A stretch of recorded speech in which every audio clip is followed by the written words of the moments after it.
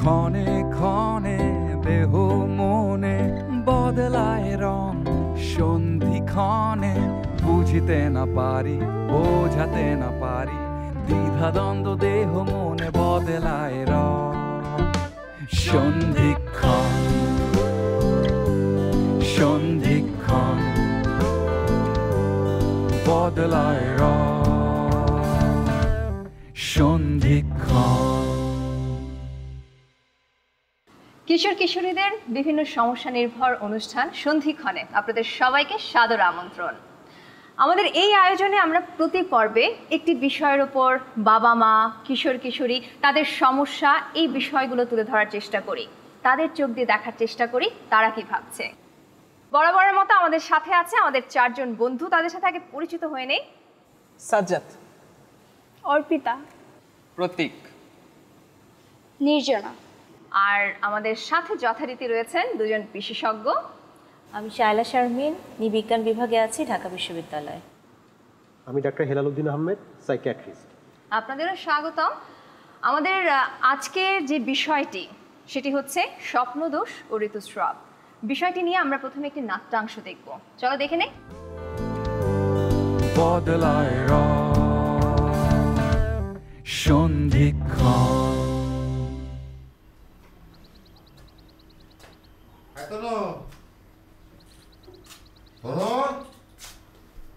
কিরে কটা ক্লাস তোর?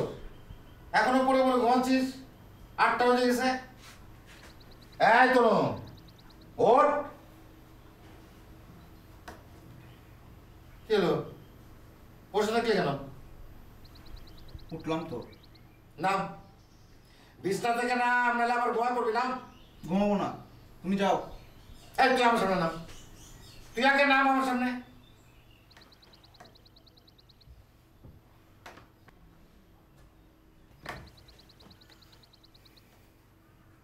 কি হলো, মুখ ঘোরা দাঁড়িয়ে থাকলে কেন? কিরে সমস্যাটা কি তোর? তোর ঘোরা দিকে, তোর প্রবলেমটা কি? আমার কি যেন কইছে। কি হয়েছে? ঘুমের মধ্যে প্যান ভিজে গেছে। হ্যাঁ মানে কি আপনি এখান থেকে যান। কেন, কি সমস্যাটা কি সেটা বলো। আই তুলু, কি করছিস তুই? আমি কিছু করি নাই। সন্ধিক্ষণ বদলায় রং, সন্ধিক্ষণ। যেটি দেখলাম আমরা, এরকম কি তোমাদের সাথে হয়েছে? হ্যাঁ। মানে এরকম একটা সিচুয়েশনে পড়ার পর কি ভাবছিলে, কি অনুভূতি হচ্ছিল? আমার আসলে আমার মা বাবাকে আমি বলি নাই বা তারা আগে আমাকে জানায় নাই। আমি হয়েছিল স্কুল থেকে আমি এরকম অনেক ছেলেদের কাছে শুনতে পারছি এরকম ঘটনা, এরকম ধরনের। সো আমি প্রথমে খুব ভয় পাই, ঠিক তা না, হ্যাঁ হালকা হালকা ভয় লাগে। এটা নর্মাল নাকি এটা আমার মানে আমি বুঝতে পারতাম না। সে বলল সে একটু ভয় পাচ্ছিল, এরকমই কি হওয়ার কথা ছিল? উত্তরটা কি? অবশ্যই এটি একটি একদম স্বাভাবিক প্রক্রিয়া। যখন ছেলেরা একটা বয়সে চলে আসে 11, 12, 13 বছর বয়সের দিকে, তখন তাদের শরীরে এক ধরনের পদার্থ তৈরি হয়, আমরা বলি শুক্রাণু, এবং সেখান থেকে যখন জমতে থাকে তখন সেটা আরও কিছু রাসায়নিক পদার্থের সাথে মিশে সেটা একটা জায়গায় জমা হয়, সেটাকে আমরা বলে থাকি বীর্য। এবং সেটি নানা সময়ে তাদের দৈনন্দিন নিয়মে যখন জায়গাটি যখন আর যথেষ্ট ধারণ ক্ষমতা করতে পারে না, তখন সেটি কিন্তু প্রাকৃতিক নিয়মেই বের হয়ে আসে। সুতরাং এটি একটি অত্যন্ত স্বাভাবিক প্রক্রিয়া, এটিকে লজ্জা পাওয়ার কিছু নাই। আর শুরুতে বলেছিলেন আজকের বিষয়বস্তু হচ্ছে স্বপ্নদোষ, এই এবং ঋতুস্রাব। স্বপ্নদোষ শব্দটি নিয়ে কিন্তু আমার আপত্তি আছে, এটি আসলে কোনো দোষের বিষয় নয়, ফলে এটিকে স্বপ্নদোষ আসলে বলার কোনো সুযোগ নাই। এটা অত্যন্ত স্বাভাবিক একটি প্রক্রিয়া। আরও ভয় পেয়েছিল কারণ এটি ওর কাছে নতুন, আগে সেটা তথ্য সে পায়নি কারো কাছে, ফলে তার এক ধরনের ভয় বা লজ্জাবোধ কাজ করেছিল। কিন্তু আমরা যদি বলি যে আগে থেকে যদি ওকে এই বিষয়টি সম্পর্কে ওকে আমরা আগে থেকে কিছু জানাতে পারতাম, তাহলে এটি কিন্তু ভয়ের কোনো বিষয় না। আচ্ছা প্রতীক, তোমার কাছে জানতে চাইবো, তুমি বলছিলে তুমি ভয় পাওনি এরকম হওয়ার সময়, তার কারণটা কি? কারণ এটার ব্যাপারে আমি প্রথমে আমার বন্ধুদের কাছ থেকে জানতে পারি, তারা এই বিষয়ে আমার সাথে শেয়ার করেছিল। এরপর যখন আমার সাথে হয় তখন আমি ভয় পাইনি ততটা। বন্ধুরা তোমাকে কিভাবে বলেছে এই বিষয়টি সম্পর্কে? বলেছিল যে তারাও যখন ঘুম থেকে ওঠে মাঝের মধ্যে দেখে ওই আমাদের যে নাটিকার ওরকম অবস্থা, পরে তারা আমার সাথে এই বিষয়টা শেয়ার করে, পরে দেখি আমার সাথেও এরকম হচ্ছে, পরে আমি বুঝতে পারি যে এটা সবার সাথেই আসলে হয়।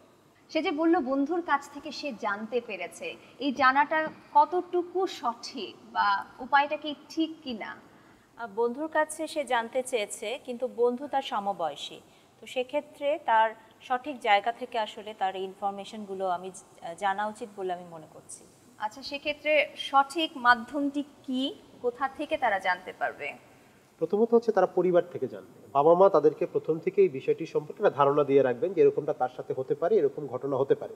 এটি যদি ধারণা দিয়ে রাখে তাহলে তো হঠাৎ করে সে একটা ধাক্কা খাবে না, এটা হলো প্রথমত।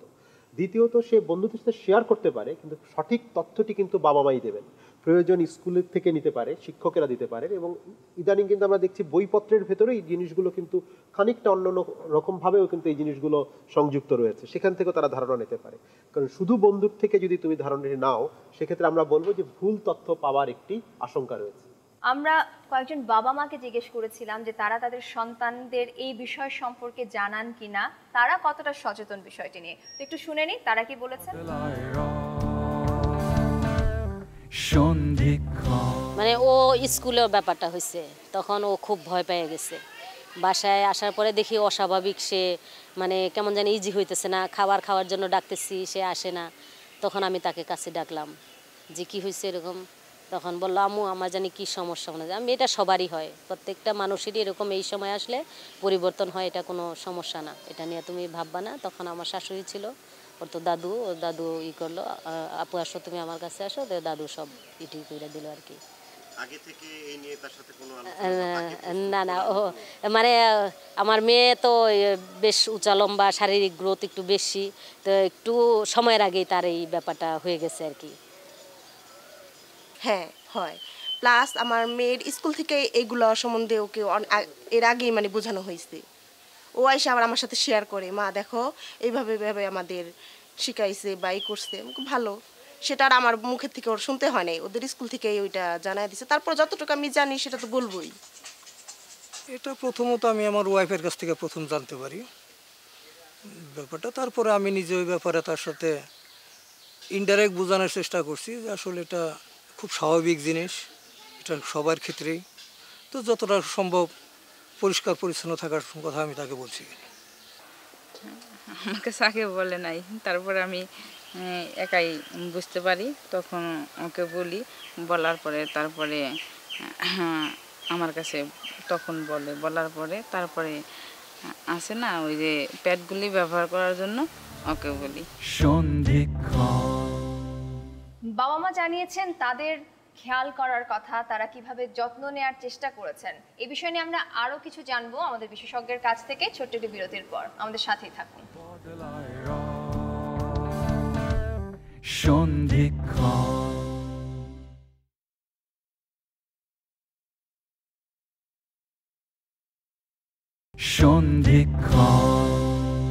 বিরতির পর আরো একবার আমন্ত্রণ জানাচ্ছি সন্ধিক্ষণ অনুষ্ঠানে। আমাদের আজকের বিষয় স্বপ্নদোষ ও ঋতুস্রাব। অর্পিতা, তুমি একটা প্রশ্ন করতে চাইছিলে। হ্যাঁ, স্যার যে বলল যে বইয়ে আমাদের মানে এই বয়ঃসন্ধিকালের এই ব্যাপারগুলো নিয়ে অনেক কিছু আছে যেখান থেকে আমরা জানতে পারি। স্কুলে দেখা যায় যে ওই চ্যাপ্টারটাকে অ্যাভয়েড করা হয়, স্যাররা এটা কেন করে? আচ্ছা, আমরা কিন্তু একজন গার্জিয়ানের কাছ থেকে শুনছিলাম যে স্কুলে এগুলো সম্পর্কে জানানো হয়, অর্পিতা বলছে অ্যাভয়েড করা হয়। আমরা এখানে কিন্তু দুটো মত পাচ্ছি। এই ব্যাপারে আমরা বলবো এটা নির্ভর করে স্কুলের উপরে। এটি কিন্তু শারীরিক শিক্ষা বই থেকে শুরু করে জীববিজ্ঞান বিভিন্ন অধ্যায়ে কিন্তু জিনিসগুলো তাদের বয়স উপযোগী করে দেওয়ার একটি সুযোগ আছে এবং দেওয়াও আছে। এখন আমরা যখন ভিডিও চিত্র দেখলাম, একজন মা বলছে সে তার স্কুল থেকেই বিষয়টি জেনে আসছে, অর্পিতা বলছে যে সে তার স্কুল থেকে এই চ্যাপ্টারটি অ্যাভয়েড করে গেছে। আমরা বলবো এটি কিন্তু আসলে এড়িয়ে যাওয়ার বিষয় না। আমাদের সেই স্কুলকে, সেই স্কুলের শিক্ষকদেরকে আমাদের প্রয়োজনে সচেতন করতে হবে, যেটা এড়িয়ে যাওয়ার বিষয় নয়। অন্য অধ্যায় যদি আপনি 1 ঘন্টা ধরে পড়ান, তাহলে এই অধ্যায়টি আপনাকে কমপক্ষে 3 ঘন্টা ধরে পড়াতে হবে। মানে এই বিষয়টির উপরে জোর বড় আরো বেশি দিতে হবে। আমাদের যখন পিরিয়ড হয় তখন বাসায় থাকলে মারা বলে যে এখানে যাবা না, ওখানে যাবা না, এটা খাবা না, ওইটা খাবা না, দৌড়াদৌড়ি করবা না। কেন বলে এটা? মানে এই বিষয়গুলো নিয়ে আমাদের সঠিক শিক্ষা নাই, হ্যাঁ, সঠিক জ্ঞান নাই। সেজন্য আসলে এগুলোকে আমরা লুকিয়ে রাখি বা এগুলোকে আমরা প্রকাশ করতে চাই না। আমাদের প্রত্যেকের কথার মধ্যে একটা বিষয় উঠে আসছে যে এই শব্দগুলো অ্যাভয়েড করার পেছনে ভীতি কাজ করছে, কিছুটা হচ্ছে সামাজিক বিষয়, কে কি ভাববে, হাসি একটা বিষয় হয়ে যাচ্ছে। আপনি একটা কথা বলেছেন যে স্বপ্নদোষ শব্দটাই ভুল, তো আমরা শব্দটাকে কেন পাল্টে দেই না? অবশ্যই আমরা মনে করি আমরা অনেক কিছু পাল্টে ফেলেছি, শব্দটাকেও পাল্টাতে হবে। এটি হতে পারে তার বয়সজনিত একটা বীর্যপাত বা তার হয়েছে তার স্খলন, কিন্তু এটি কোনোভাবেই দোষ হতে পারে না। এবং আমরা বলি যে নীরবতা কোনো কোনো ক্ষেত্রে কিন্তু আত্মঘাতী। ফলে আমরা যে শব্দগুলোকে এড়িয়ে চলছি, এই যে স্বপ্ন দোষ বলি, বীর্যস্খলন বলি অথবা ঋতুস্রাব বলি, এই শব্দগুলোকে এড়িয়ে চলার মাধ্যমে কিন্তু আমরা আমাদের প্রজন্মকে কোনো কোনো ক্ষেত্রে একটু পিছিয়ে দিচ্ছি। ফলে তারা আমাদের 21 শতকের উপযোগী হয়ে কিন্তু গড়ে উঠতে পারছে না। এবং সেক্ষেত্রে যেটি বলবো যে সামাজিক একটা ভীতি তো থাকেই, আপা যেটা বলেছেন, কিন্তু এই ভীতিকে অতিক্রম করাটাই কিন্তু আমাদের সফলতা। এটাকে অতিক্রম করার জন্যই কিন্তু আমরা অনেকগুলো মানুষ মিলে একত্রিত হই এবং এই কথাগুলো বলতে চাই। আমাদের গত বছরের একটা সমীক্ষায় দেখা যায় যে ঢাকা আর সংলগ্ন শহর এলাকাগুলোতে প্রায় 50%-এরও বেশি মেয়ে প্রথম ঋতুস্রাবের আগে সে বিষয়ে অবগত ছিল না। এটা নিয়ে আপনি কি বলবেন? আমরা যেটা দেখছি ওদের কথার মধ্য দিয়ে উঠে আসছে যে ওদের বইয়ে একটা চ্যাপ্টার আছে, কিন্তু সেই চ্যাপ্টারটা ওদেরকে পড়ানো হচ্ছে না। তো এক্ষেত্রে কি হচ্ছে যে বইয়ে যেটা আছে সেটা পড়ানো হচ্ছে না, এটা কিন্তু অনেকটাই দায়ী হয়ে যাচ্ছে এবং বাবা মারাও খোলামেলা হচ্ছেন না। তো এইসব কারণেই আসলে এই বিষয়টা সম্পর্কে আমরা বাচ্চাদেরকে জানাতেও পারছি না এবং তারা এটা সম্পর্কে অজ্ঞ থেকে যাচ্ছে। এবং যেটা দেখা গেছে বিভিন্ন স্টাডিতে যে যেসব বাচ্চারা স্কুলে এই বিষয়ে জানতে পারে, বাবা মার জন্য সেই বিষয়টা সম্পর্কে কথা বলতে খুব সুবিধা হয়। অনেকের কম হয় স্বপ্নদোষ, অনেকের বেশি হয়। এটা কি আমাদের জন্য ক্ষতিকর নাকি ভালো জানতে চাচ্ছি? না, আমরা মনে করি এটি মোটেই ক্ষতিকর নয়, এটি সম্পূর্ণ একটি স্বাভাবিক প্রক্রিয়া। এখন কার বেশি হবে বা কম হবে এটি কিন্তু কোনো অসুস্থতা বা সুস্থতার কোনো নির্দেশনা করে না। আমরা বলি যে শরীরে যদি যেই পরিমাণ বীর্য তৈরি হওয়ার কথা যদি সেটি তৈরি হয়ে যায়, তখন ব্রেনের ভিতরে এক ধরনের উদ্দীপনা তৈরি হয় এবং সেই উদ্দীপনা থেকে সেটি সরাসরি বের হয়ে যায়। এই যে বীর্যপাত ঘটানো, এই যে স্খলন বা স্বপ্নবাস, এটি সম্পূর্ণ স্বাভাবিক প্রক্রিয়া। হতে পারে কারো কারো গরমের কারণে একটু বেশি হয়, কারো কারো একটু কম হয়, কিন্তু এটি মোটেই কোনো ধরনের অসুস্থতা না। প্রথমবার বাবা মার সাথে এই বিষয়ে কথা হয়েছে এমন কারো অভিজ্ঞতা হয়েছে? আছে নির্জনা হয়েছে? হ্যাঁ, আমার আম্মু আর কি আমাকে নিজেই বলছে তোমার যে বয়সটা চলতেছে আর কি, এই বয়সটায় কিছু পরিবর্তন হবে, তুমি এরকম ভয় পাবা না বা কিছু হবে না। তো আমি বলছি আচ্ছা ঠিক। আমি প্রথমে লজ্জা পেতাম, তারপর আম্মু সুন্দর আস্তে আস্তে আমাকে বোঝানোর চেষ্টা করছে, পরে আমি বুঝছি। আর কেউ? হ্যাঁ, আমার মামুনিও আমাকে জাস্ট কিছু হিন্টস দিছে যে তোমার এখন বয়সটাই হবে চেঞ্জের, তোমার নিজের মধ্যে কিছু চেঞ্জ আসবে যেগুলো তোমার মানায় নিতে খুব কষ্ট হবে, কিন্তু মানায় নিতে হবে। প্রত্যেকটা মেয়েরই এরকম হয়। আমার মা যখন বলছে তখন আমি খুব লজ্জা পেতেছিলাম যে আসলে আম্মু কি বলতেছে, এগুলো কিছু বুঝতে পারিনি। তারপরও যখন শুনছি তখন খুবই লজ্জা পেয়েছে। অনুষ্ঠানের পক্ষ থেকে নির্জনা এবং সাজ্জাদের মাকে একটু বিশেষভাবে ধন্যবাদ জানাবো যে তারা তাদের একটা গুরুত্বপূর্ণ দায়িত্ব খুব সুন্দরভাবে পালন করেছে এবং এটা অন্যান্য দর্শকদের জন্য বলা, আপনারাও অবশ্যই আপনাদের সন্তানদেরকে এই সময়টিতে অবশ্যই বোঝাবেন। অনেক সময় এটা হয় যে আমাদের এই কিশোর কিশোরীরা জানে না, এটার জন্য প্রস্তুত থাকে না এবং হয়ে যাওয়ার পর তারা এক ধরনের ভয়ও পেয়ে যায়। এর পরবর্তী কনসিকুয়েন্সটা সেটা জানতে চাচ্ছি। এর পরবর্তী প্রতিক্রিয়া যেটা হয় যে তারা এই জিনিসগুলোর সাথে নিজেকে যখন খাপ খাইয়ে নিতে পারে না, তখন তাদের মনেও এটা সম্পর্কে একটা সংস্কার তৈরি হয় এবং এই সংস্কারটা তাকে এক ধরনের হীনমন্যতায় ফেলে দেয়। ফলে ওই ঋতুস্রাবের দিনগুলোতে অথবা রাতে যদি তার কোনো কারণে স্বপ্নবাস হয়েই যায়, সেই দিনটিতে সে খুব নিজেকে গুটিয়ে রাখে এবং কারোর সাথে কথা বলতে পারে না, মিশতে পারে না, ওই দিনগুলোতে বাইরে যেতে পারে না। একটা নিজেদেরকে গুটিয়ে রাখার একটা প্রবণতা তাদের মধ্যে তৈরি হয় এবং এক্ষেত্রে সে খোলামেলা আলোচনাও করতে পারে না। যদি সে আগে থেকে জানতো বা অথবা আগে থেকে জানতো না, ঘটনাটি ঘটে গেলে সে যদি একটি সঠিক বৈজ্ঞানিক ব্যাখ্যা পেত, তবে তার এই সমস্যাটা থাকতো না। আচ্ছা, এই সময়টাতে নিজেকে পরিষ্কার পরিচ্ছন্ন রাখা খুবই প্রয়োজন, তো এই ব্যাপারে কারো কোনো প্রশ্ন আছে কিনা? জি আছে। অর্পিতা? আমাদের পিরিয়ডের সময় পিরিয়ডের আগে যে তলপেটে ব্যথা হয়, এটা কি হাইজিনের অভাবে? না, এই প্রশ্নের উত্তর হচ্ছে পিরিয়ডটা কি বা ঋতুস্রাবটা কি সেটা যদি তোমরা জানো, তাহলে আমরা একটু ছোট্ট করে যদি বলি যে এই সময়ে পরিণত ডিম্বাণু কিন্তু তার একটি স্তর, তার যে জরায়ুটি রয়েছে সেই স্তর থেকে সেটি খসে পড়ে যায় এবং সেটি বের হয়ে আসে। এই জিনিসটি যখন একটি স্তর বের হয়ে আসে তখন এক ধরনের ব্যথা কিন্তু হতেই পারে এবং পিরিয়ডের আগে, ঋতুস্রাবের আগে এবং ঋতুস্রাব চলাকালীন সময়ে এটি সম্পূর্ণ একটি স্বাভাবিক প্রক্রিয়া। এটির সাথে তোমার পার্সোনাল পরিষ্কার পরিচ্ছন্নতার কোনো সম্পর্ক কিন্তু নাই। কিন্তু যদি অনেক ক্ষেত্রে দেখা যায় যে এই সময়টাতে যদি কেউ নিজস্ব পরিষ্কার পরিচ্ছন্নতাটি বজায় না রাখে, তখন কিন্তু এক ধরনের আমরা বলি পেলভিক ইনফ্লামেটরি ডিজিজ, এটি কঠিন নাম, এক ধরনের ইনফেকশন তৈরি হতে পারে।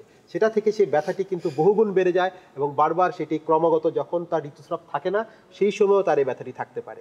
ফলে পরিষ্কার পরিচ্ছন্নতা থাকাও জরুরি, তবে ঋতুস্রাবের আগের এই পেট ব্যথাটা কিন্তু সম্পূর্ণ স্বাভাবিক। যে আপনি যে বললেন এটা, এখানে আসলে কি এটা ছেলেদের ক্ষেত্রেও হয়? না, ছেলেদের ক্ষেত্রে আসলে এরকম কোনো স্তরের স্খলন ঘটে না। সেখানে হচ্ছে তাদের শুক্রাণু তৈরি হয় এবং শুক্রাণুগুলো রাসায়নিক পদার্থের সাথে মিশে তৈরি হয় আসলে বীর্য। তোমাদের জন্য খুব সহজ করে যদি আমরা বলি, তবে এই বীর্য যেখানে অবস্থান করে তার ধারণ ক্ষমতাটি যখন শেষ হয়ে যায়, যখন সে আর এতখানি ধারণ করতে পারছে না, তখন স্বাভাবিক নিয়মে সেটি প্রাকৃতিক উপায়ে বের হয়ে আসে। ফলে সেখানে ব্যথা হওয়ার সম্ভাবনা বা কোনো সম্ভাবনা নাই, তবে সেখানেও কিন্তু পরিষ্কার পরিচ্ছন্নতার গুরুত্ব আছে। মানে তোমার এই স্বপ্ন বাস হবার পরে বা বীর্য স্খলন হবার পরে সেক্ষেত্রে কিন্তু তোমাকে পরিষ্কার রাখতে হবে, কাপড় পরিষ্কার রাখতে হবে, নিয়মিত গোসল করতে হবে।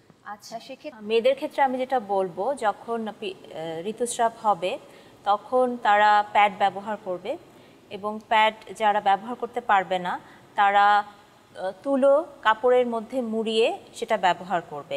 আমাদের মানে আগের যে দাদুরা বা মানে নানুরা, ওনারা যখন থাকে তখন ওনারা বলে যে এইটা করবা না, এটা খাবা না, ওইটা খাবা না, মাছ খাবা না, তো এইটা হবে ওইটা হবে। কেন আসলে কি সত্যি এটা খাওয়া আমাদের দরকার নাই? এই প্রশ্নের উত্তর যদি আমরা 3 বার দিই তাহলে বলবো এই সময় খাওয়ার কোনো বাধা নাই, কোনো খাওয়ার বাধা নাই এবং কোনো খাওয়ার বাধা নাই। বরং এক্ষেত্রে যেহেতু খানিকটা রক্ত শরীর থেকে চলে যায়, সেক্ষেত্রে বলবো কোনো কোনো ক্ষেত্রে একটু বেশি পরিমাণ খাবার এবং পুষ্টিকর খাবার প্রয়োজন রয়েছে। ঋতুস্রাব বা স্বপ্নদোষ এই সময়টিতে বাবা মার কি করণীয়, কিভাবে তাদের উচিত সন্তানকে বোঝানো, সেটাই এখন আমরা দেখবো আমাদের এই নাট্যাংশে। চলো দেখে নিই। সন্ধিক্ষণ বদলায় রং, সন্ধিক্ষণ। তনু, তনু, কিরে এখনো পড়ে পড়ে ঘুমাচ্ছিস? কটায় ক্লাস তোর? 8টা বেজে গেছে। হ্যাঁ হ্যাঁ তনু, আর উঠিস না কোনো? ওঠ ওঠ। কি হলো, আবার বসে থাকলি কেন? উঠলাম তো। আরে বাবা, বিছনা থেকে নাম, নাহলে আবার ঘুমা পড়বি। নাম। ঘুমাবো না, তুমি যাও। এই তুই আমার সামনে নাম, নাম আমার সামনে নাম।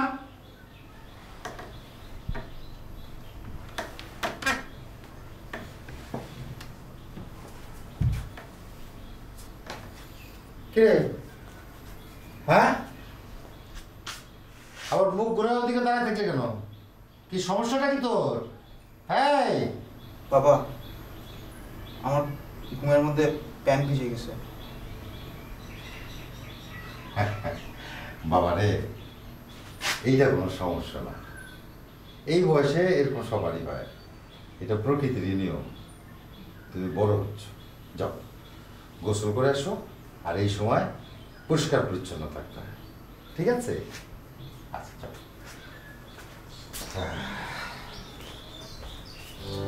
বদলায় রং, সন্ধিক্ষণ। আসলে আমাদের যারা মা বাবা এগুলা এরকমই হওয়া দরকার। এই যে নাটিকাটায় যা দেখলাম, এরকম হলে আমাদের জন্য সুবিধা, তাদের জন্য সুবিধা। তারা আমাদের বুঝতে পারবে, আমরা তাদের বুঝতে পারবো। নির্জনের একটা কথাই বলেছিল শরীর খারাপ, এই শব্দটাও কি আমরা একটু বাদ দিতে পারি? অবশ্যই, এটা শরীর খারাপ নয়, এটা খুবই স্বাভাবিক একটা বিষয়। আপনার কিছু বলার আছে? না, আমরা এটি বলবো যে স্কুল কখন আপনাদেরকে শেখাবে, তোমাদেরকে শেখাবে বা স্কুল কখন এটি পড়াবে তার অপেক্ষায় না থেকে প্রত্যেক বাবা মার উচিত এরকম ঋতুস্রাব বা এই স্বপ্ন দোষ বা স্বপ্ন বা সবার আগে তাদেরকে বিষয়টি সম্পর্কে জানানো, এবং যেদিন এই বিষয়টি ঘটে যাবে সেদিন এটিকে স্বাভাবিকভাবে নিয়ে তাকে এটির ব্যাখ্যা। ধন্যবাদ। সময় হয়েছে একটা বিরতি নেওয়ার, আর আমরা বরাবরের মতোই বিরতির পর হাজির হয়ে যাব একজন বিশেষ অতিথিকে নিয়ে, তাই আপনারা কোথাও যাবেন না। সন্ধিক্ষণ।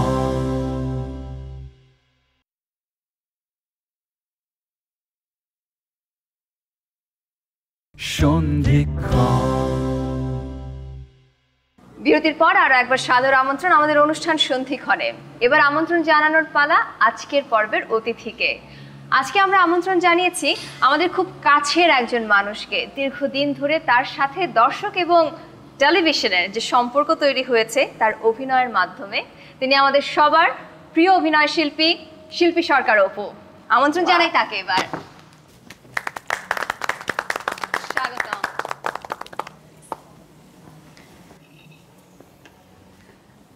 আমাদের কাজের সুবাদে আমরা অপু দি ডেকে থাকি, তাই আমি ওভাবেই আপনাকে সম্বোধন করছি। কেমন আছেন? ভালো। অশেষ ধন্যবাদ আজকে আমাদের আমন্ত্রণে এখানে উপস্থিত হওয়ার জন্য। তোমাকেও ধন্যবাদ আমাকে ডাকার জন্য।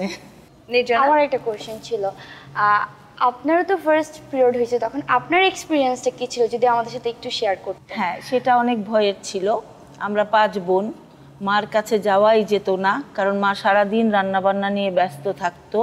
তো আমার ওই সময় যেটা হয়েছিল, আমি জানতাম না ব্যাপারটা, ঠিক আছে। এখন বাচ্চারা অনেক কিছু জানে, কিন্তু আমার তখন জানার উপায় ছিল না, কারণ ওই সময় আমাদের টেলিভিশনও ছিল না। তো আমি যখন ফিল করলাম, তখন কাউকে বলতেও পারছি না, ভয় পাচ্ছি, বারবার কাপড় চেঞ্জ করছি, লুকিয়ে লুকিয়ে একটা জায়গায় রাখছি। তো আমার এই অবস্থাটা দেখে আমার বড় বোন সেটা নোটিস করলো, তারপর সে আমাকে ডেকে নিয়ে সব শিখিয়ে দিল। তো এখনকার বাচ্চাদের তো সেরকম বড় বোন নেই, তারা মাকেই বলবে, মাকেই বলা উচিত। অনেকেই এখন একটি সন্তান নেন, যে কারণে বড় বোন বা ভাইয়ের কাছ থেকে জানার উপায় নেই। এটা নিয়ে কিছু বলবেন আপনি? অবশ্যই একান্ন পরিবর্তী পরিবারের সুবিধাগুলো হচ্ছে এই যে উনি বললেন ওরা মা ব্যস্ত ছিল, তো মা ব্যস্ত থাকার কারণে উনি বোনের কাছ থেকে জানতে পেরেছেন। অনেক সময় দেখা যায় দাদা দাদি নানা নানির কাছ থেকে তারা জানতে পারে এই বিষয়গুলো। ফলে এই জিনিসগুলো শেয়ার করার যেমন জায়গা থাকে, এবং প্রকৃত তথ্যটি তারা কিন্তু পরিবার থেকে পায়। কারণ পরিবারের যারা একটু বয়স্ক রয়েছেন, তিনি দাদি হতে পারেন, নানি হতে পারেন, বড় বোন হতে পারেন, তারা কিন্তু সাধারণত সঠিক তথ্য দেয় এবং তাদের জীবনের অভিজ্ঞতা থেকেই দেয়। ফলে এই জায়গাটা খুব গুরুত্বপূর্ণ। একান্নবর্তী পরিবারের ভালো দিক হচ্ছে এইটি, মানে তারা কোন সময় আমাদেরকে এই যে এই বিষয়গুলো সম্পর্কে জানাবে, যেহেতু কারোর এইসব পরিবর্তনগুলো পরে হয় বা আগে হয়, এখন তারা কোন সময় ঠিক সময়টায় মানে জানাবে এসব? আমরা কিন্তু বাচ্চাদের মধ্যে খেয়াল করব, ওর কোনো কথাই কারোর ভালো লাগছে না, একটু অন্যরকম। ও কখনো বোকা বোকা কথা বলবে, কখনো ওকে মনে হবে যে বেশি কথা বলছে, বাচাল। তো আমরা মনে করি, আমি একজন মা, 3টা ছেলের মা, ওই টাইমটা ওই বাচ্চাটাকে বেশি গুরুত্ব দিতে হবে, ওর সবটা কথাই বলতে হবে, খুব সুন্দর বাবা, এটা না, কখনোই বকা দেয়া যাবে না। আমি একটু সাইকিয়াট্রিস্টের কাছে প্রশ্নটা দেব, যদি আপনি কিছু যোগ করতে চান। অবশ্যই আমরা বলি 2টা ধাপে জানাতে হবে। প্রথমত যে আমরা তো জানি যে এই পরিবর্তনগুলো স্বপ্ন দোষ বা স্বপ্নবাস বা ঋতুস্রাব, এটা 9, 10, 11 বছরের আগে সাধারণত শুরু হয় না। ফলে আমরা প্রথম যেটা ধারণাটি দিব সেটি কিন্তু এই বয়স শুরু হওয়ার আগেই, 7-8 বছরের দিকে তাকে একটা ধারণা দিয়ে রাখবো, 8-9 বছরের মধ্যে, যে এরকমটা তোমার হতে পারে, তোমাকে এটা ভয় পাওয়ার কিছু নাই। দ্বিতীয় ধাপে আমরা ধারণাটি দিব যখন ঘটে গেল, যখন তার ঋতুস্রাবটি হয়ে গেল, অথবা যখন তার স্বপ্ন দোষ বা স্বপ্নবাস হয়ে গেল, তখন আমরা এটির ব্যাখ্যা দিব এবং এটি তাকে আমরা আশ্বস্ত করবো যেন সে ভয় না পায়। ফলে 2 ধাপে তাকে জানাতে হবে। অপুদি কিন্তু শিক্ষকতার সাথেও জড়িত আছেন। তো আমাদের এখানে যারা বসে আছে তারা একটা বিষয় তুলে এনেছিল, যে ক্লাসে এই যে আমরা যে বিষয়টি নিয়ে কথা বলছি, স্বপ্নদোষ, ঋতুস্রাব, এটি একটু এড়িয়ে পড়ানো হয়। মানে এড়িয়ে না, বই থেকেই, আমাদের স্কুলটা, আমি যে পরিবেশে আছি, বই থেকেই বাদ দেওয়ার, মানে এই চ্যাপ্টারটা পড়াবে না, এরকম একটা পরিবেশ ছিল। তো সেখানে যুদ্ধ করতে হয়েছে, হ্যাঁ, যে কেন পড়াবো না, পড়াতে হবে। তারপরেও দেখা যায় আমি একা তো না, সবগুলি ক্লাস তো আমার নেওয়া সম্ভব হয় না। মেয়েরা খুব লজ্জা পায়, তাদেরকে বকা দেই যে কিসের লজ্জা, তোমরা এখন বড় হয়েছে, এগুলো শিখতে হবে। আপনার যারা ছাত্রছাত্রী আছে, আমি নিশ্চিত তাদের এই বিষয় নিয়ে কোনো রকম ভয় কাজ করবে না, সমস্যা হয় না। আমি আমার বাচ্চাদের খুবই বন্ধু, বাচ্চারা অবলীলায় আমার কাছে ওদের প্রেম ঘটিত ব্যাপারও এসে বলে। অপুদি, আপনাকে অনেক অনেক ধন্যবাদ। সেই সাথে ধন্যবাদ আপনাকেও, তোমাদেরও ধন্যবাদ তোমাদের সমস্যাগুলো আমাদের সাথে শেয়ার করার জন্য।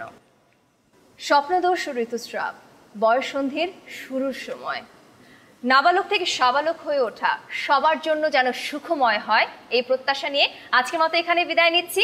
আগামী পর্বে নিশ্চয়ই দেখা হবে। সেই পর্যন্ত সবাই ভালো থাকুন।